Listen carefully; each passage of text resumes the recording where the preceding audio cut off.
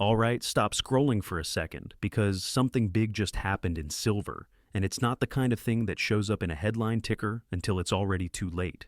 In the last week alone, silver was smashed from about $121 down to $72 in a violent paper liquidation, and now it's already rebounding toward $90. That's a $49 swing in days. At the exact same time, the U.S. is hosting a 50-nation Critical Minerals Ministerial today, and Donald Trump is advancing a $12 billion strategic minerals stockpile, modeled directly after the Strategic Petroleum Reserve. Both governments and manufacturers just confirmed, through action, that silver is now strategic.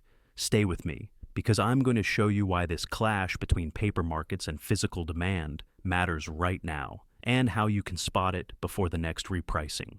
Before I explain what caused this move, let me teach you something most people never really internalize about commodities. There are two silver markets operating at the same time. One is loud, leveraged, and emotional. That's the futures market, where contracts trade on margin and price can be shoved around by forced selling. The other is quiet, slow, and strategic. That's the physical market, where real metal changes hands for real-world use. Think of it like a warehouse fire alarm versus the actual inventory inside. The alarm can scream, flash, and panic everyone, but the inventory doesn't magically disappear.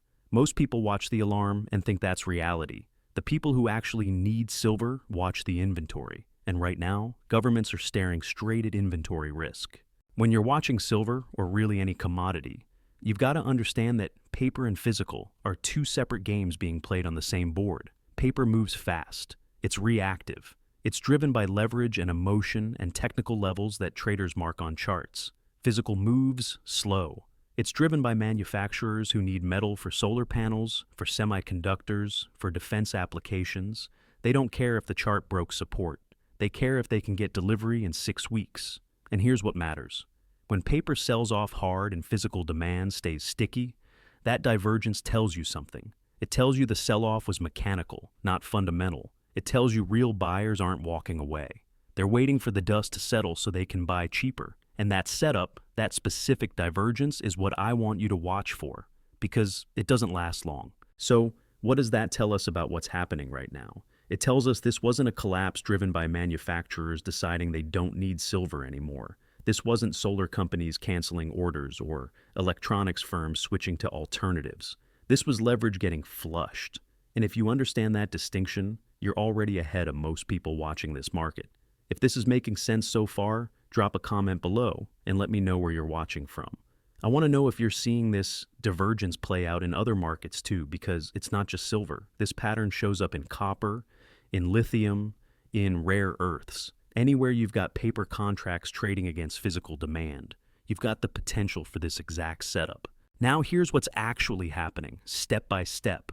Last week's collapse wasn't random fear. It wasn't some mysterious force deciding silver should be cheaper. It was mechanical.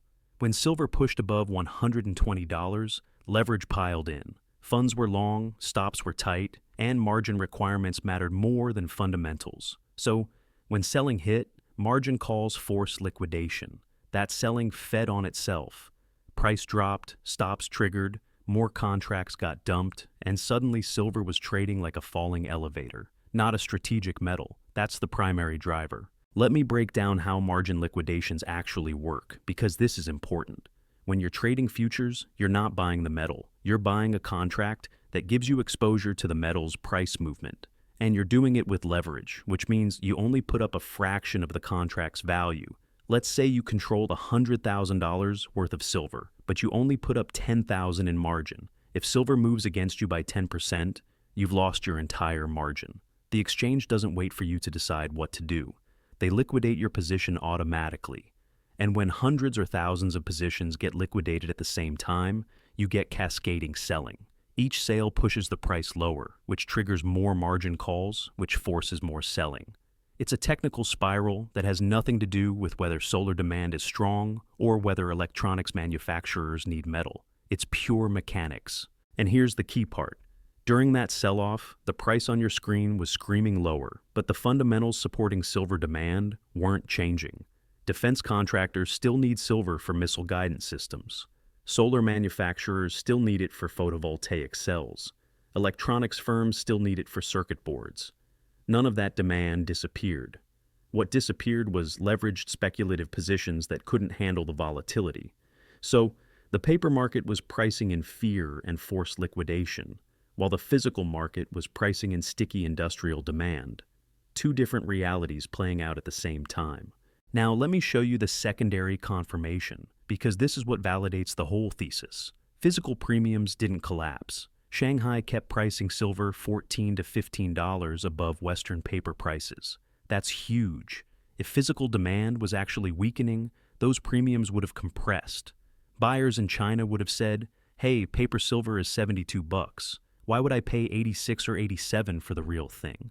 But they didn't. They kept paying up. That tells you physical buyers saw the paper sell-off as an opportunity, not a fundamental shift. And manufacturers didn't walk away either. They leaned in. Reports from mints and refiners showed elevated physical buying during the exact window when futures were getting hammered. But here's the part that should make you nervous if you're only watching charts. The convergence proof is this. While futures traders were puking contracts and running for the exits, governments were meeting behind closed doors to secure supply. That's wild, because when paper sells and physical tightens at the same time, something has to give. And historically, what gives is the paper price eventually snapping back to reflect physical reality. It doesn't happen instantly. It can take days, sometimes weeks, but it happens. Because you can't manufacture silver out of thin air to meet demand. You can create infinite futures contracts, sure, but you can't create infinite metal. And when governments start talking about strategic stockpiles and 50-nation mineral summits, they're not doing that because supply is abundant and stable. They're doing it because they're worried about availability. Availability doesn't reprice gradually. It reprices suddenly. I want you to think about that for a second. Gradual repricing happens when supply and demand shift slowly over months or years. Sudden repricing happens when perception changes overnight. When buyers realize that metal they thought would always be available might not be. When governments signal through policy that they're treating a commodity as strategic infrastructure, not just another traded asset. That perception shift is what triggers the sudden moves. And we've seen this movie before. This is the exact same playbook we've seen before. And I want to walk you through the historical precedents because they matter. In 2011, silver experienced violent volatility, sharp sell-offs, and margin-driven flushes right before a major upside spike. Let me set the scene for you.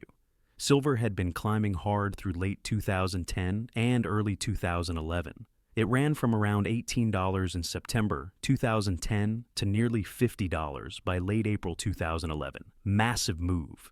And during that run, exchanges raised margin requirements multiple times to cool things down. When margins went up, leveraged longs got squeezed. Price dropped hard. People panicked. And then what happened? Silver consolidated, built a base, and eventually made another run higher before the larger cycle topped. The key lesson there is that margin-induced sell-offs don't change the underlying supply and demand picture. They shake out weak hands and reset sentiment. Now let's jump to March 2020. Remember that? COVID hits, markets panic, everything sells off. Silver collapsed during the liquidity panic, even as physical premiums exploded and mints shut down. Paper price said cheap. Reality said, good luck finding it. I remember watching silver drop to around $12 on the futures exchange while coin dealers were either sold out or charging $18, $19, $20 for physical. That divergence was enormous. And what happened next? Silver rallied from those lows to nearly $30 by August 2020. 4-month move that doubled the price. Why? Because the paper sell-off was driven by liquidity needs and forced deleveraging, not by actual silver becoming less valuable or less necessary. Once the panic subsided, price reconnected with physical demand. Here's another one. Back in 2008 during the financial crisis, silver got crushed from around $20 down to near $8 in a matter of months. Futures market went into freefall. Margin requirements spiked, forced liquidation everywhere, and at the same time, physical premiums exploded. Dealers couldn't keep inventory. Mints were rationing. Why? Because real buyers, the people who wanted actual metal, saw the low paper prices as a gift. They knew industrial demand wasn't disappearing.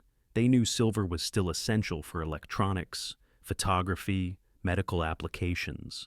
So they bought physical while speculators were dumping paper. And silver eventually recovered to the mid-20s within 2 years. Every time this setup appears, paper markets temporarily win the optics, and physical markets win the outcome. Zoom out and you see the pattern clearly. When strategic buyers step in during volatility, it's not because they want a better trade, it's because they're worried about supply. And supply concerns always show up before price does. That's the lesson. The physical market leads, the paper market follows. It just doesn't feel that way in the moment, because paper is loud and physical is quiet. But if you train yourself to watch both, you'll start seeing these setups before they fully play out. Now, before we go further, let me be skeptical for a moment because I want you to hear independent thinking, not just hype. Could this just be another fake out? Could silver chop sideways, frustrate everyone, and make this look overhyped? Absolutely. Futures markets can stay irrational longer than you expect. I've seen setups that looked perfect on paper fall apart because sentiment never shifted, or because external macro conditions overwhelmed everything else. And not every government meeting turns into immediate buying. Sometimes these summits are just talk. Sometimes stockpile announcements are political theater that never gets funded or implemented. So, yes, there's a very real possibility that silver consolidates here, grinds lower, and this entire thesis takes months or even years to play out. Could this be manipulation?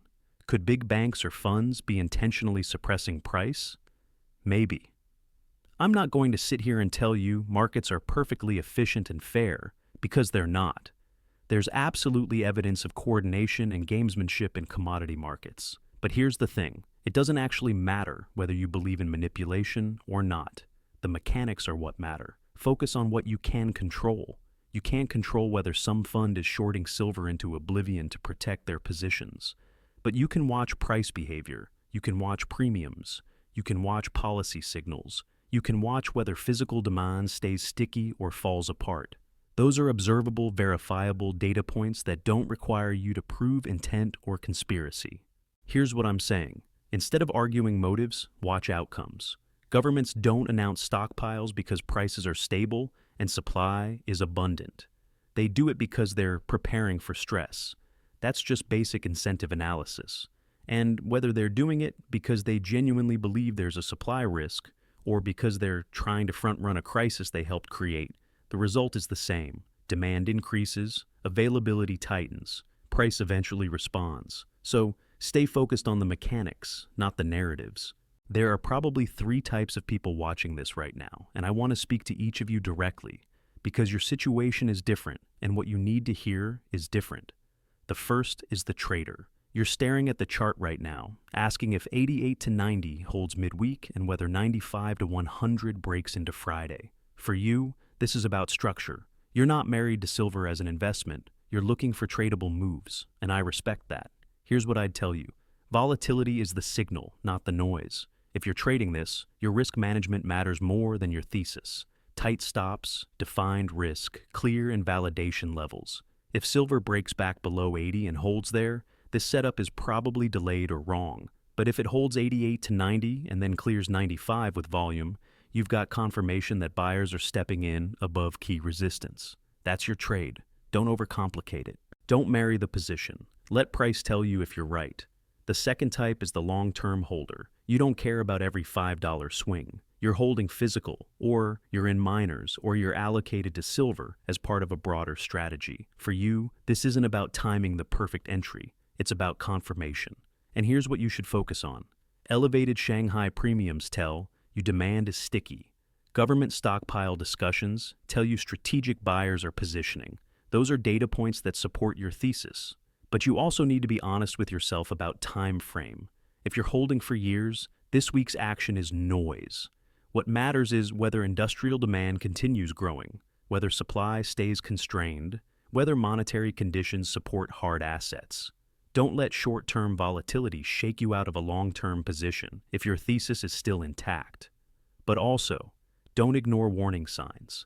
If premiums collapse, if governments abandon stockpile plans, if industrial demand rolls over, your thesis changes. Stay flexible. The third type is the skeptic.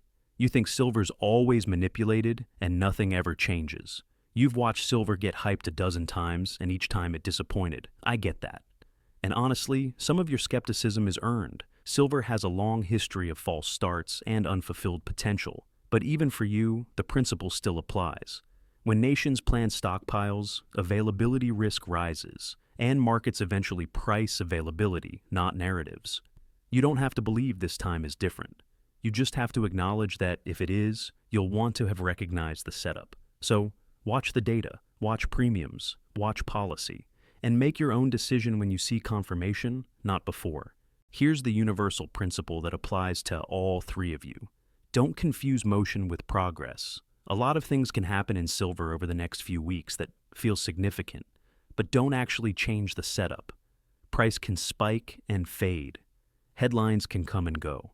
What you're looking for is sustained divergence, paper weakness with physical strength, policy signals aligning with price action.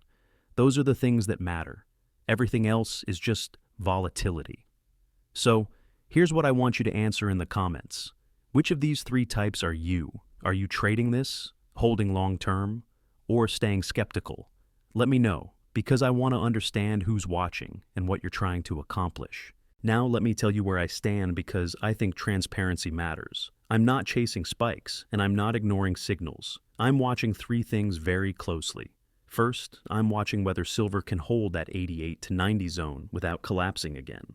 If it can, that tells me the worst of the forced liquidation is over, and buyers are willing to defend this level. If it can't, if we see another flush below 80, then we're probably in for more consolidation, and this setup needs more time.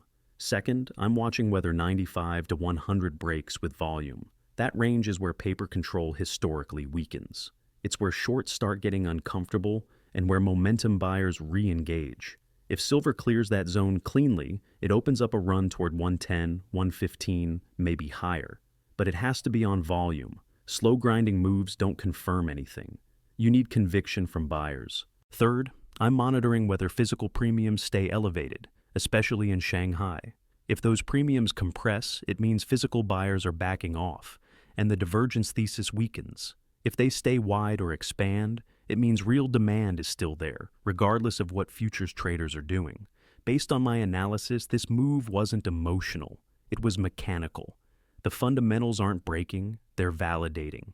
Defense demand is still there. Solar build-out is still there. Electronics production is still there. Monetary conditions still favor hard assets over paper promises. And now you've got governments openly discussing strategic stockpiles, which is a massive shift in how silver is being perceived at the policy level. That doesn't guarantee price goes straight up from here. Markets don't work that way. But it does tell me the underlying case for higher prices is strengthening, not weakening. If history rhymes, and I think it does more often than people admit, the real shock won't be the price swings you see on your screen today. It'll be how fast the market reprices once availability becomes the headline. And that's what I'm positioning for. Not the volatility, not the day-to-day noise, but the moment when perception shifts and suddenly everyone realizes that strategic metal can't be conjured out of thin air just because you want it. When that shift happens, it happens fast. We saw it in 2020 when COVID hit and physical dried up overnight. We saw it in 2011 when margin hikes flushed weak hands and then price ran anyway. We saw it in 2008 when the financial crisis created the biggest buying opportunity in years for anyone paying attention to physical markets. I'm not a financial advisor. This is not financial advice.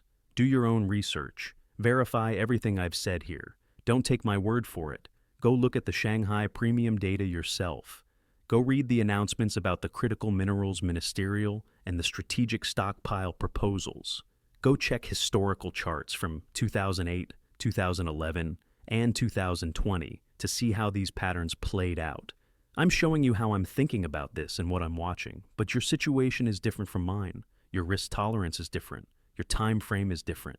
So make decisions based on your own analysis, not because some voice on the internet told you to. If you made it this far, you're the kind of person who thinks independently and wants to understand the why behind the moves, not just react to headlines. That mentality will serve you well, not just in silver, but in every market you touch. Because the people who win long-term aren't the ones who react fastest. They're the ones who understand the setup, recognize the pattern, and position accordingly while everyone else is still trying to figure out what's happening. You're already doing that by being here and watching this. So here's what I want you to do. If this analysis helped you see something you weren't seeing before, share this video. Send it to someone who's trying to understand commodity markets or who's watching silver but doesn't know how to interpret what's happening. And subscribe if you haven't, because I'm going to keep breaking down these setups as they develop. I'm not here to hype you into trades. I'm here to show you how to watch and interpret so you can make your own informed decisions. That's the value. That's what keeps you ahead. Stay sharp out there. Think critically, verify the data, and make your own decisions. I'll see you in the next one.